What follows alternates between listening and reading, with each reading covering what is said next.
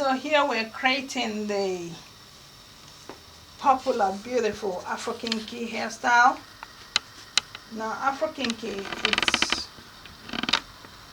very close to our natural hair. Same texture. And so when you put it on, it feels like you're wearing your hair, only with a little bit of extension. Beauty of Afro Kinky, you can have so many colors as well, just like any other braid extension, which we've been playing around with colors. A hint of blonde, a hint of red, a hint of brown. And so you can basically design it to your taste. You can make them really small strands or medium strands like we're doing here, or really chunky strands. It's entirely up to you.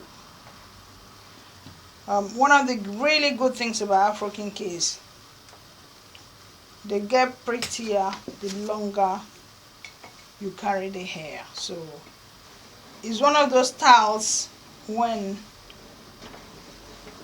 you're not really focused on worrying about your hair and you just want a hairstyle that will be beautiful yet not fussy, not demanding. That's Afro Kinky.